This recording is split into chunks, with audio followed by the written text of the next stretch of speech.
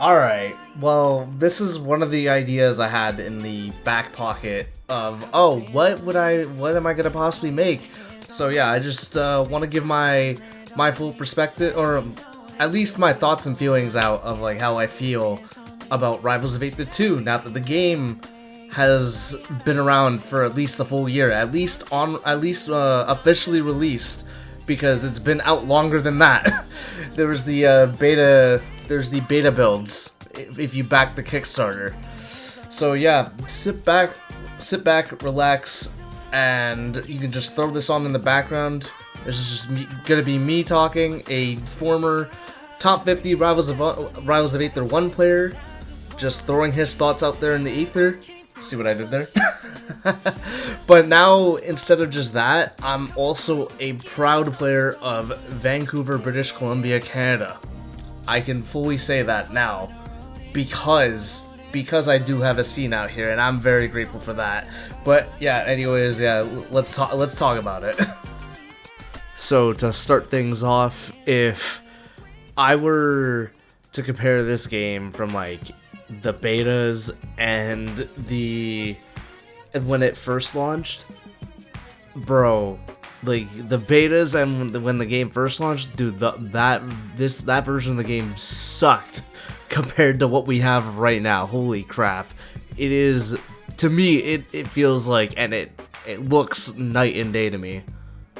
Like, I know the devs have been making general system changes as well as like balance changes that personally I think it's been going at a decent direction, and they have been going at an okay pace. Like, oh my god, I'm gonna touch on that later with the pacing beforehand. Holy crap, that was a mess. Holy crap. But yeah, there's that, and also just generally how much better I've been getting at the game too, and seeing my gameplay from like day one till now. It's like, it's been very satisfying to see, at least to me. And they actually added target testing as like an actual mode.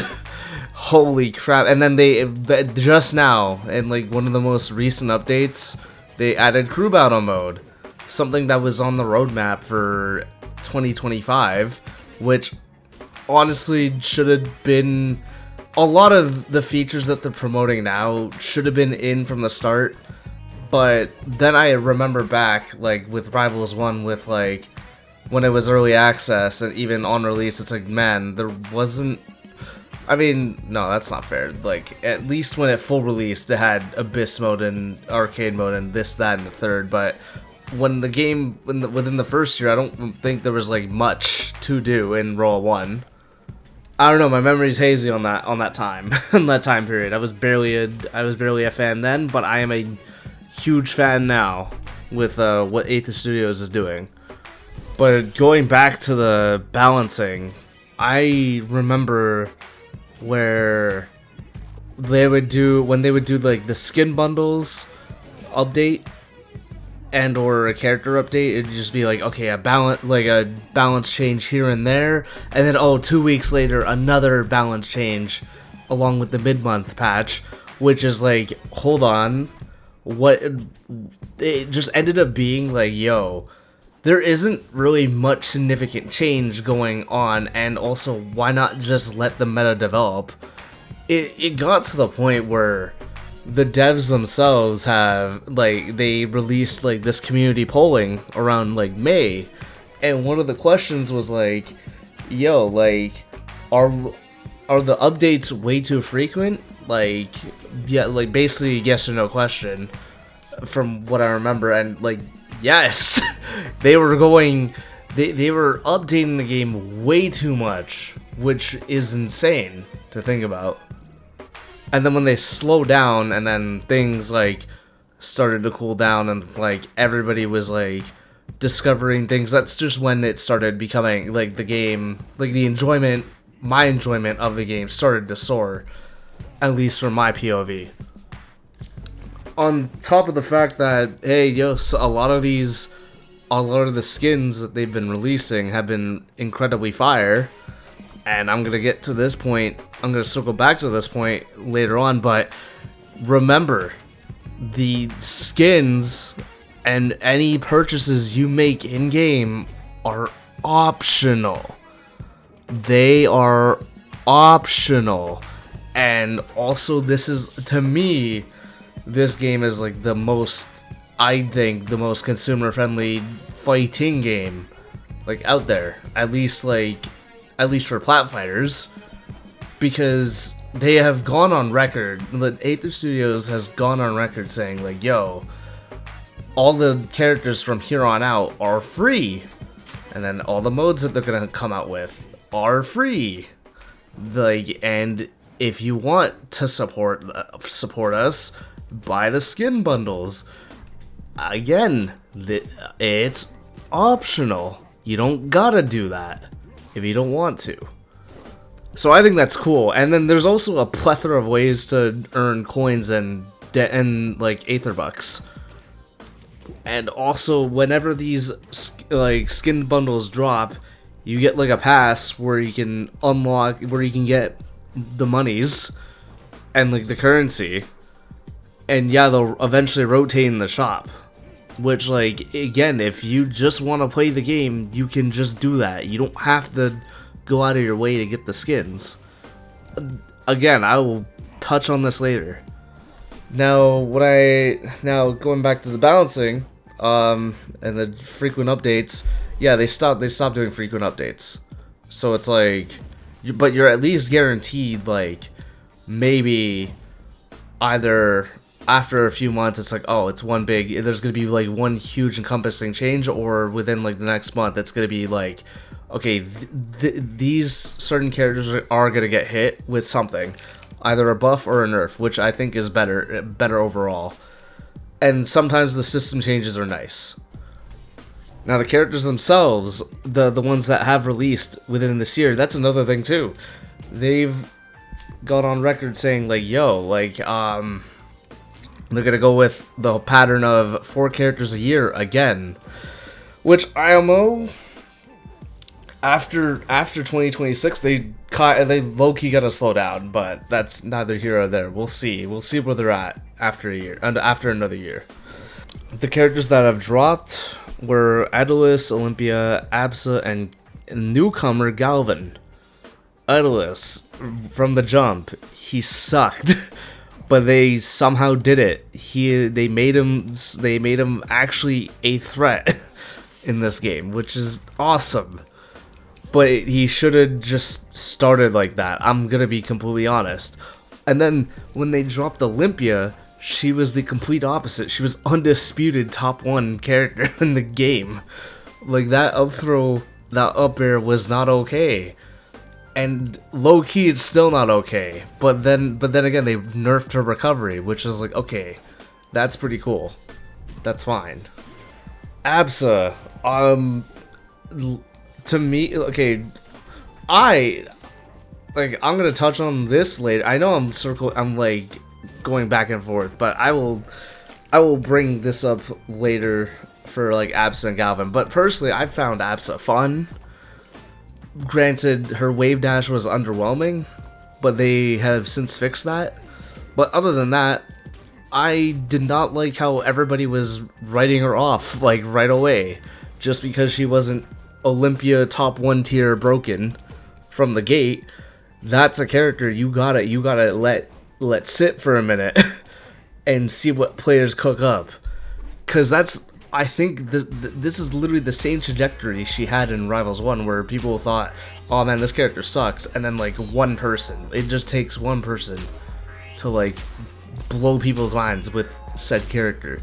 And that's what happened with Absa after the wave dash change. She just woke up and just decided, yeah, I'm just gonna rip everybody apart with Absa. And yeah. And then there's Galvin. He has come out and everybody, I mean, rightfully so, kind of writing him off, but like personally to me, he is like one of the most fun newcomers I've had, like new characters this year. I'm gonna call the returning characters new, because it's like a new iteration. But I think this is like the most fun I've had with a character with a new character that isn't Crag, which is awesome. And like a lot of people I talk to, like whenever they play Galvin, they said like, yo, this is like the most fun I've had in a while playing Rivals, which is, I think they need to come out with more characters like that, and not just like if like they're competitively viable right away, because like I said, like all it takes is like one good person to like just tear people apart with said character. Because if you have fun with a character, you are gonna find a way to make that work, make that character work, no matter what. That's just what I think. And now I'm circling back to Abs and Galvin.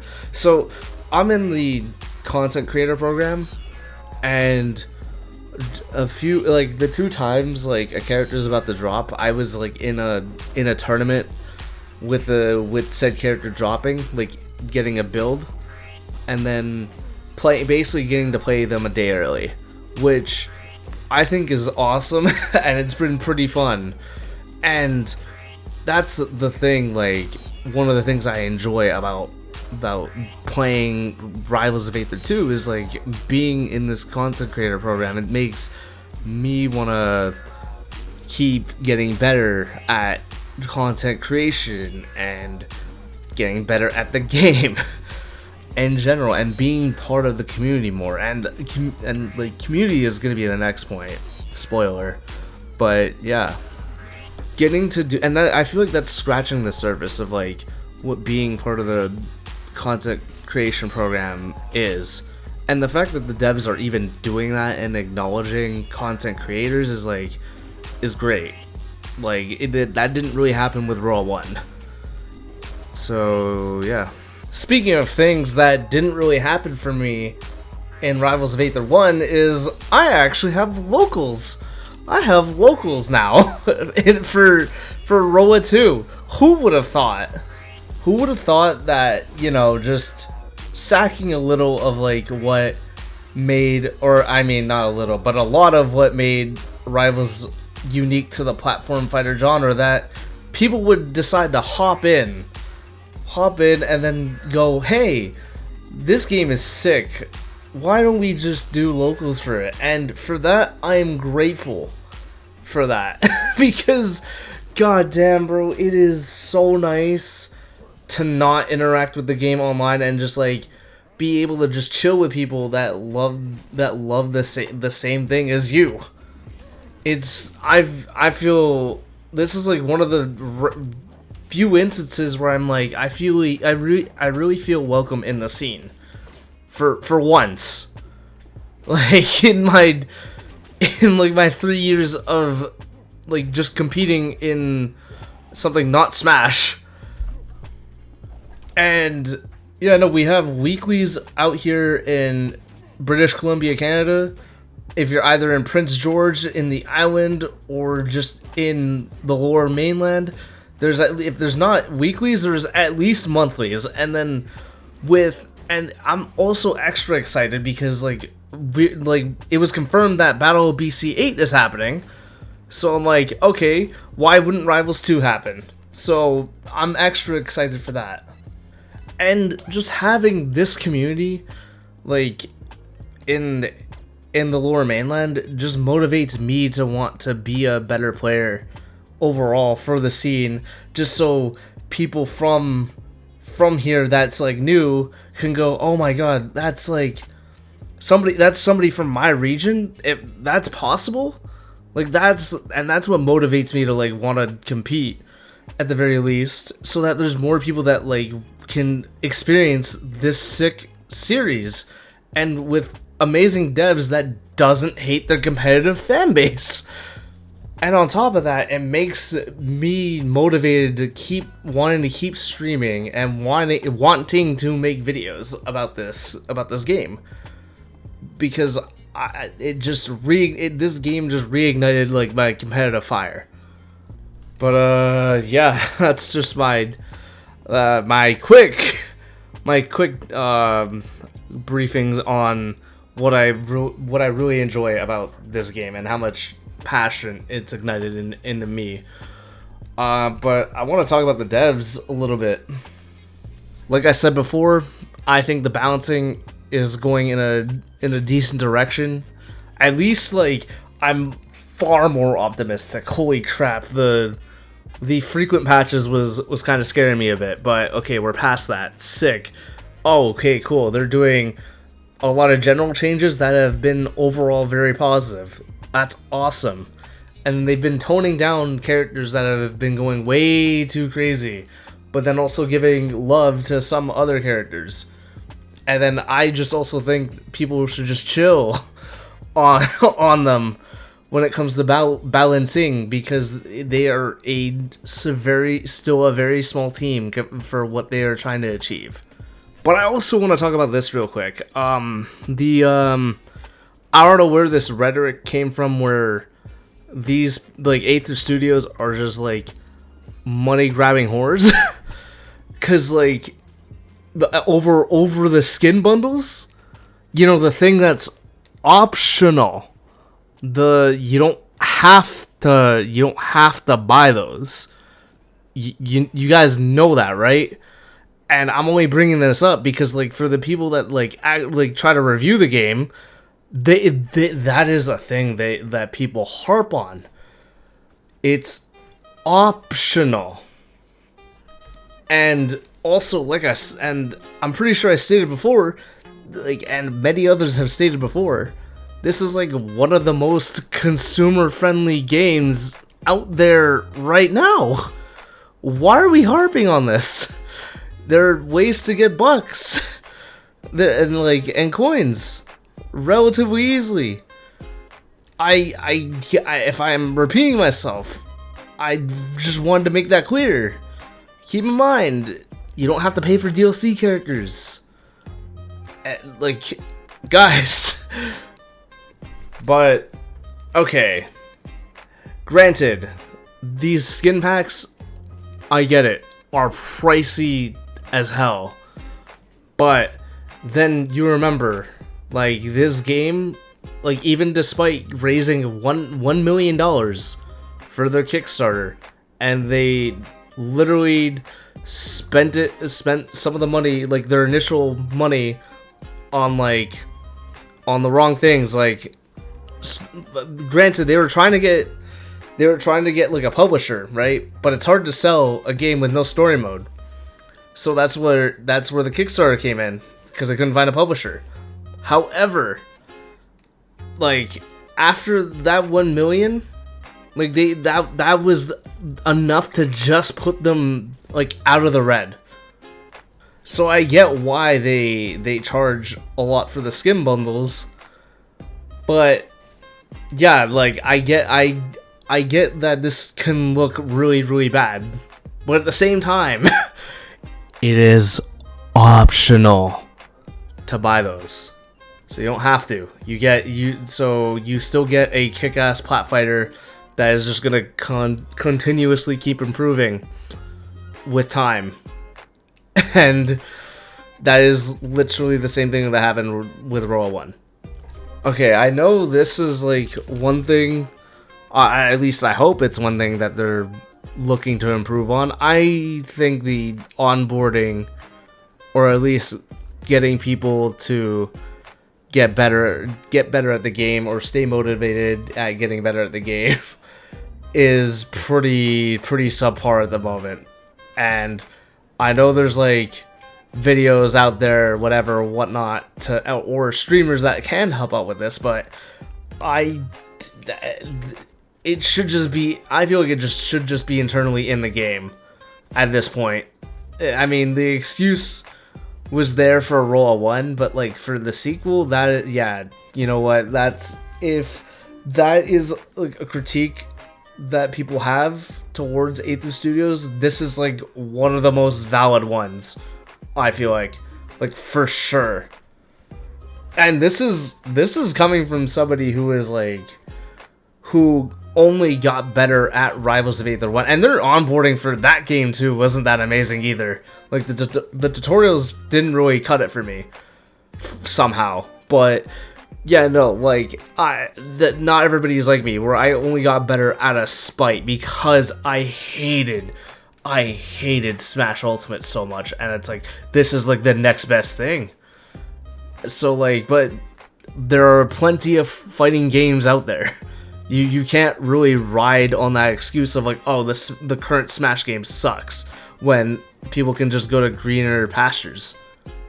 So I feel like, yeah, though, they really have to get the tutorials on point and just the overall onboarding just better. Like, I don't know how else to say it. That is like one of the critiques I will give the game. And this is, again, something that should have been thought of during Roa 2's development, because this was a problem in Rivals 1. Okay, I've brought this up a lot, but I feel like I gotta, like, just put this out on record. Even though I have probably already likely talked about this in the Wavelength Intel podcast. This is probably gonna drop after that episode, but yeah, here we go. Where I talk about Rivals 1 again.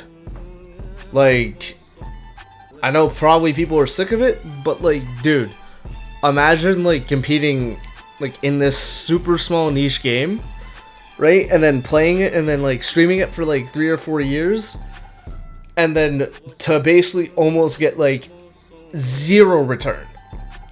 Almost zero return out of it. Okay, why does that matter? I thought you were just in it for the love of the game. You know what? You're right.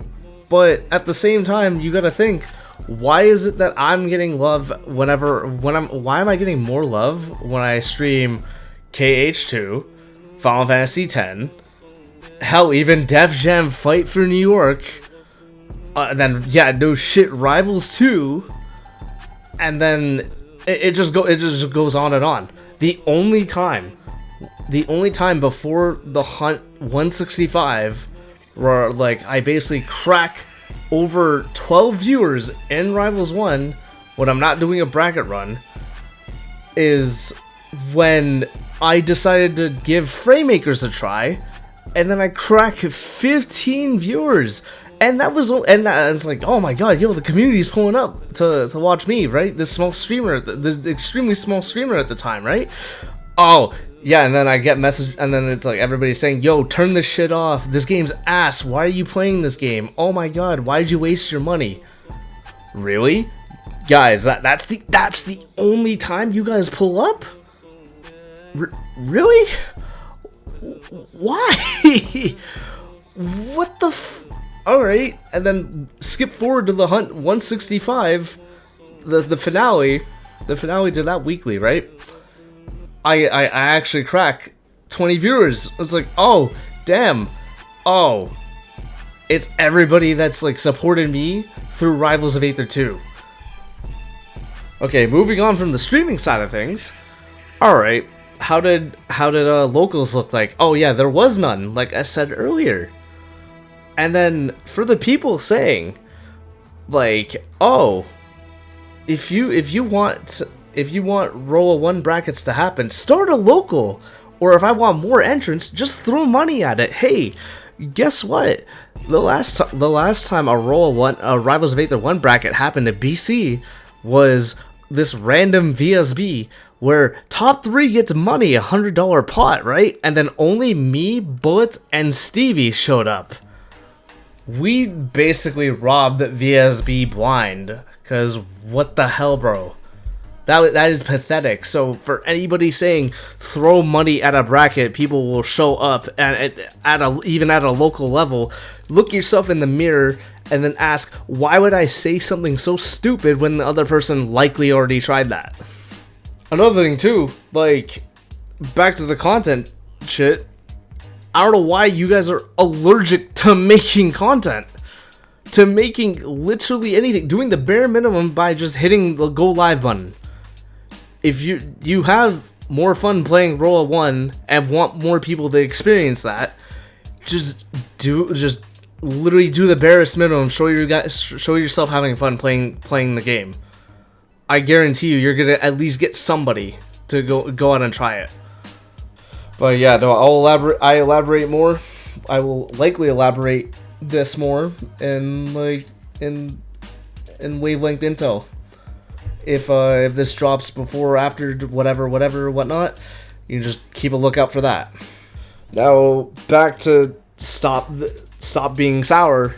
Here's what I look forward to or wishes for Rivals of Aether 2 in the future. First of all, I'm first and foremost a competitive fan and a competitive player. I hope in the next R2CS that more events pull up to Canada and Mexico, because I still find it insane that only one Canadian event counted towards standings.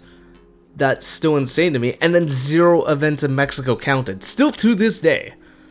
Whether it be like RCS or R2CS, Mexico has not ever had one event that is counted, at least to my knowledge, towards standings.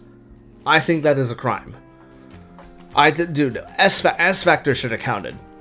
That is crazy. Another thing I look forward to is the roadmap, because this looks pretty fire.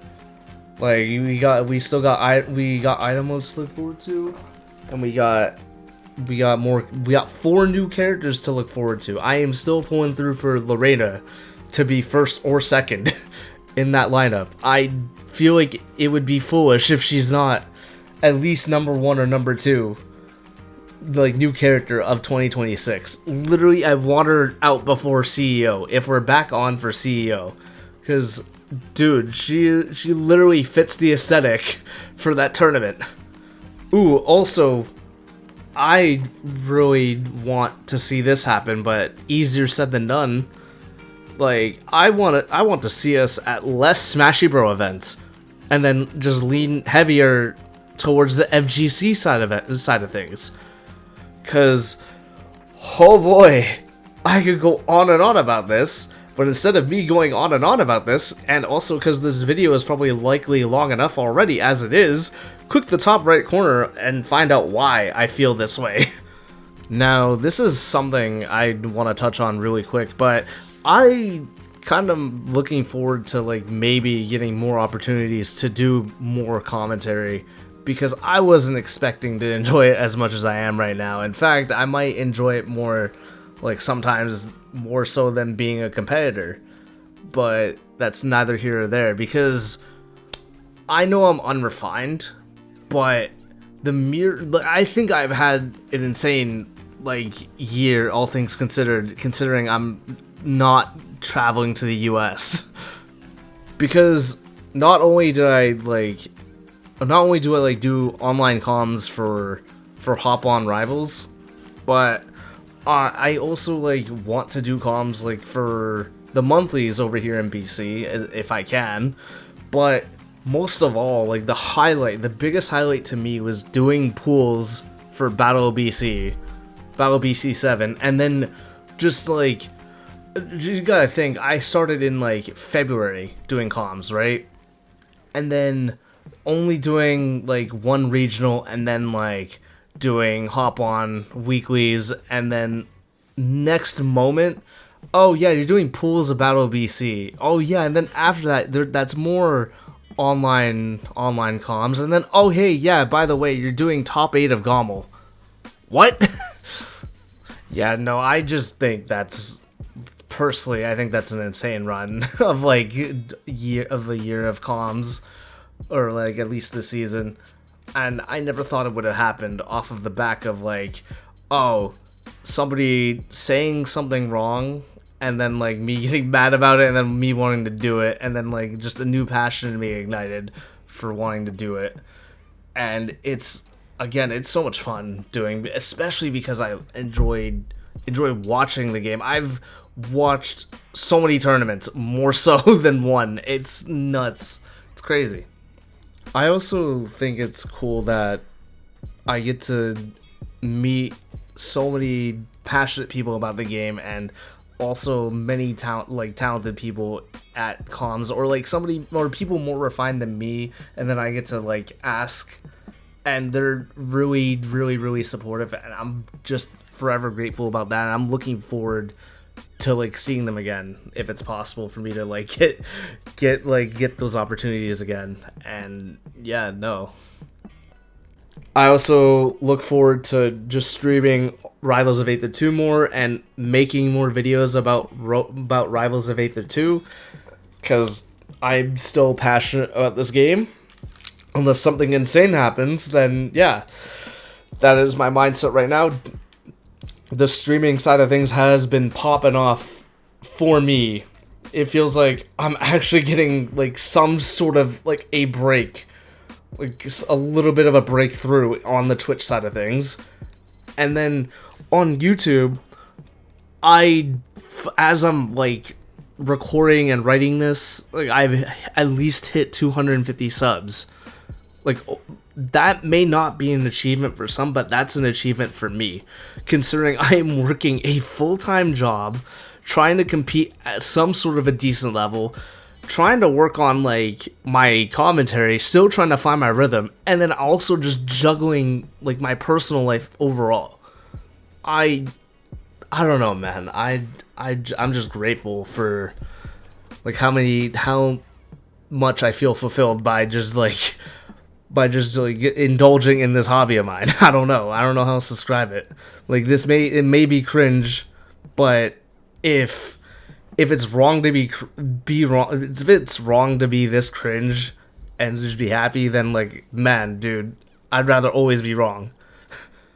I'd also just want to see what this, just like every other local scene is gonna look like. Then that includes the scene I'm a part of too.